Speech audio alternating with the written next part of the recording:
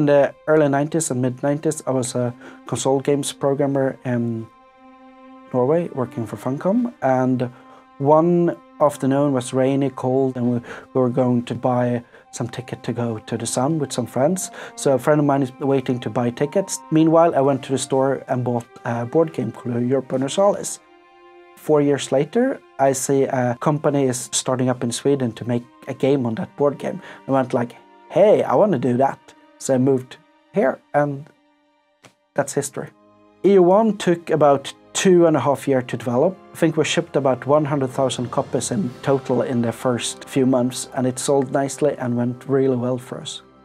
EU2 was a lot about these historical events and fairly railroaded, historically accurate thing. And EU3, we tried to go a more dynamic route. We tried to model the historical events in dynamic gameplay, but more generalized. In EU4, we tried to get these two items together in a good mix, where the player creates his own destiny and also give each country a feel of that country's unique character in history. Europa Universalis is really the core of what a Paradox game is about. I mean, it's really where this company began, you can say. It's about you take on the role of a country during the Age of Exploration. In EU4, you start off in 1444 and you end the game in 1820, and it's like you take on any country in the world, so you can basically create your own history and your own dynamic, and it's really up to you, and you can sort of shape history and your gameplay in any direction that you want. The challenge for us is that if we have a sandbox game where the player creates his own future, nothing will ever happen exactly like it did in history. But we want it to be possible. We want to have plausible historical accuracy. And I think that's one of the biggest challenges, to have a game that is a game where you win and you optimize various stats and you win the game, but also have a feel that you play within the historical context. I'm working on Heartsvarm 4, a sequel to Heartsvarm 3, and it's a World War II game where you basically play any nation from 1936 and you try and guide it through World War II. Is this going to be more of a railroaded game, or is this going to be more of a sandbox game? We've varied this between the games, and this time we're sort of aiming for more of a sandbox thing, but with like a heavy emphasis on plausibility. So that's the kind of thing we want to capture this time, not necessarily being able to conquer the world as Switzerland. Which, you know, it would feel very wrong in a game that just takes place for 10 years. Crusader Kings 2 is an evolution of a concept. The first game, Crusader Kings, was released in, I believe, 2004, and it wasn't a huge hit or success for us, but I think it proved that the concept of a strategy game with families and with role-playing elements and characters, and as opposed to nations, could have been better realized. So Crusader Kings 2 is basically the evolution of that concept or that idea that we had. So what we did with the sequel was that we strengthened the character focus and the immersion and the sense that you're actually playing a ruler and that you're in there in the world interacting with other characters, and especially your family and your dynasty, of course. Looking out for them, taking care of them, and killing your brothers, of course.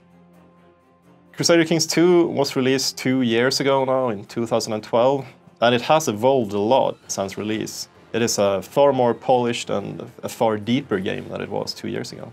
When we support a game long after release, like Crusader Kings 2 now, one might think the problems are financial or thinking of stuff to do, but I think the problem could be keeping the spirit up for everyone in the team, keeping the passion burning. And that's something we're working on, and everyone can be part of the design, and that's how we feel we can remedy that. We absolutely take impressions and feedback from the community and incorporate into our games.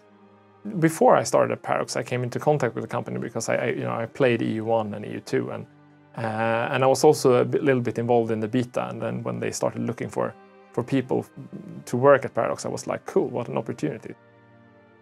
When we design a game at PDS, we first think of ourselves. What kind of game do we want to play?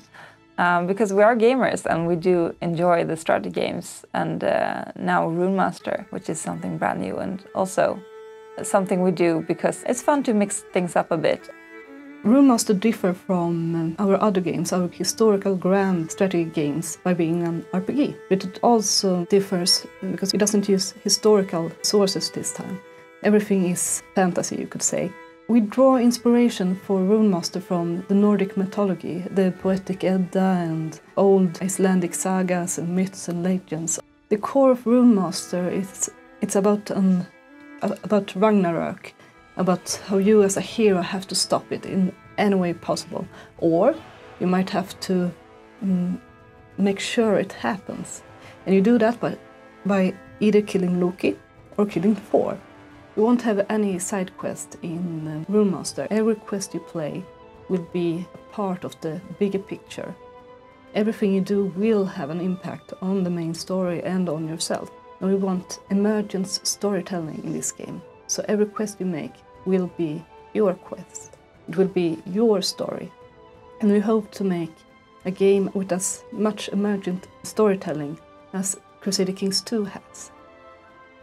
We're not just limited to one genre. I mean, we'll always make historical grand strategy games. I mean, we could do completely different games as long as they are thinking games, as long as they are fun and immersive games. I mean, we could make space games for all I know. I mean, or we could make, I don't know. I don't think we're going to make like a fishing simulator or an FPS, because it's like, that's not the type of games I like. I have the best job in the world. I get to do games. I get to tell other people to make the type of games I want made. It's like people dream of these kind of jobs.